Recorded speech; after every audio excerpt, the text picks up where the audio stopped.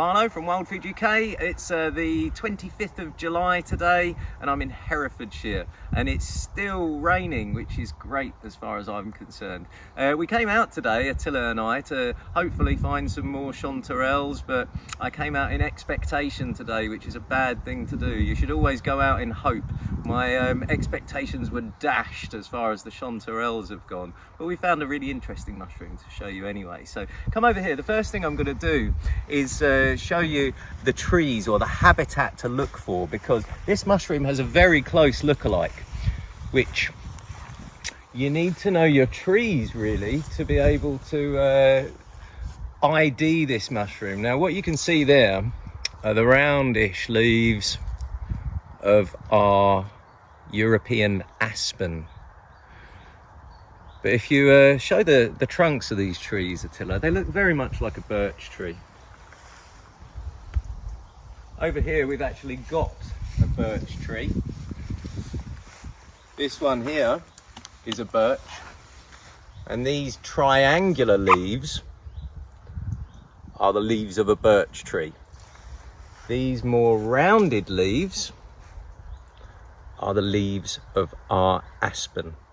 Now there's one group of mushrooms that's heavily associated with the birch tree, and that's the Leccinums. They're a type of Boletus, or spongy bottom mushroom if you like, and we find the brown birch bolete, Leccinum scabrum, extremely commonly with birch trees. But there's another Leccinum which we've got, follow me around Attila, just down here, which is associated with the aspen. Now this is our slate bolete, Leccinum duriusculum, and I'm going to pull this one up and show it to you. People that know their mushrooms will know that the Leccinums are easily identified by this flocculose stem. Now flocculose just means sort of granular and dirty looking, really, like granules all over the stem, a bit like a sort of dirty lint tea towel effect if you like. And as they get older you'll see those floccules get a bit more widely spaced and dispersed. Now that mushroom there looks extremely like the Leccinum scabrum. They are the same mushroom though, these two. We know because we've done a little test on this one. I'm going to show you that right now. Not only is it growing with aspen, or aspen, if I cut this mushroom in half. Oh no, Attila! It's typical, don't worry about that. Right, what I'll do is I think I'll cut this one in half because it seemed to be nowhere near as maggoty.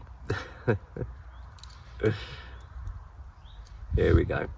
So you'll start to see a bit of discoloration of the stem with the Leccinum duriusculum. It will start to go a little bit pinky and then a bit grey, sort of blue-grey. You can see on here that greying effect around all those maggot holes is the bluing or bluey grey effect is happening there.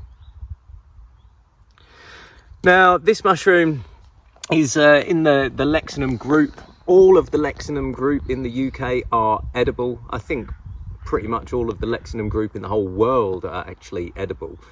Some of them I consider to be really good. I like the orange birch bolete and I like the orange oak bolete. I think that for me those are the two best in the Leccinum group. But this one here is Attila's favourite mushroom. He always goes on about the slate bolete, and Attila uses it in a different way. He wouldn't eat this mushroom fresh. He dries the mushroom, and then, as with other Leccinums, the cap you can leave in whatever you put in, whatever you put the cap into, your soup or your stew or your stir fry. But the stems, after they're dried, they become quite leathery. And when I've used the stems of Leccinums in other things in the past, I've actually removed them at the end of cooking. They're almost like a bouquet garni. You put them in and they power in loads and loads of mushroomy flavour, and then you take the stem out at the end because you don't want to be sitting chewing a bit of leathery mushroom. But for me, I think the orange boletes, or the orange oak bolete and the orange birch bolete, the two orange Leccinums are my favourite in the group. But you know, if you find one of these growing with aspen, try it for yourself and let us know in the comments what you think if you do. It is an earlier or slightly earlier fruiting species of Leccinum.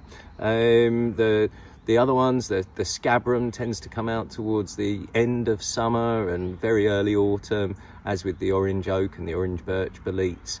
But this one does come out a little bit earlier. We are in July. It's been a very wet July, as I've said many times already in videos over the past few weeks. So it's possibly a tiny bit early, this one, but it is an earlier fruiting Leccinum than the others normally in most years.